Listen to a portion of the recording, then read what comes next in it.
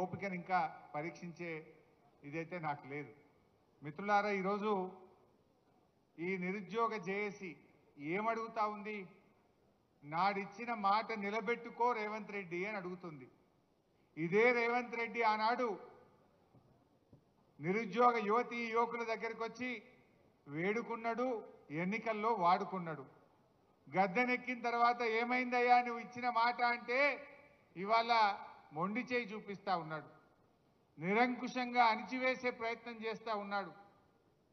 ఆనాడు రేవంత్ రెడ్డి గారిని నమ్ముతారో నమ్మరో అని రాహుల్ గాంధీ గారిని అశోక్ నగర్ సెంట్రల్ లైబ్రరీ మెట్ల మీద కూర్చోబెట్టి మొదటి ఏడాదే 2 లక్షల ఉద్యోగం ఇస్తామని చెప్పి రాహుల్ గాంధీతో చెప్పించారు.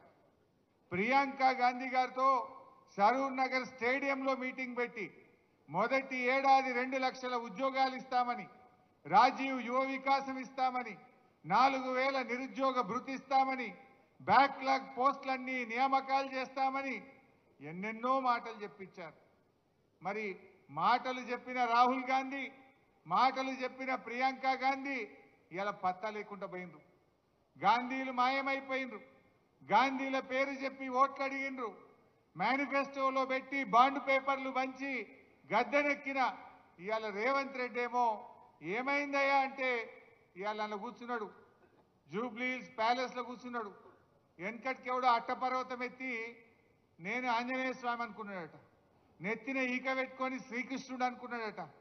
ఇవాళ ఈ రేవంత్ రెడ్డి కూడా జూబ్లీహిల్స్ ప్యాలెస్లో పోలీస్ పహారాల మధ్య కూర్చొని ఈయన కూడా అట్లే భావిస్తా ఉన్నాడు. నీకు దమ్ముంటే రేవంత్ రెడ్డి పోలీసు లేకుండా ఒక్కసారి చిక్కడపల్లికో, దిల్సుఖ్ నగర్కో, అశోక్ నగర్ సెంట్రల్ లైబ్రరీకి రా. నీ బట్టలు కూడా విప్పి పంపుతారు. అప్పుడు అర్థమవుతుంది నువ్వేదో ఆ పోలీస్ పహారాలో ఉండడు కాదు. ఇవాళ నీ నిజ స్వరూపం అర్థమైంది.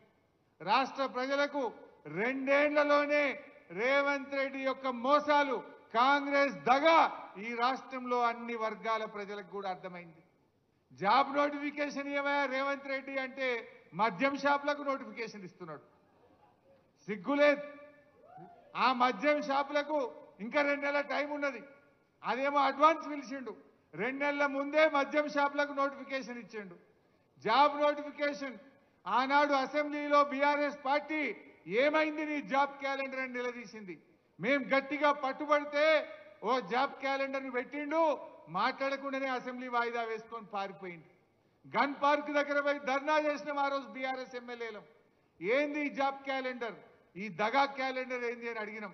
పోనీ అదన్నా నిలుపుకున్నారా? అందులో ఉద్యోగాల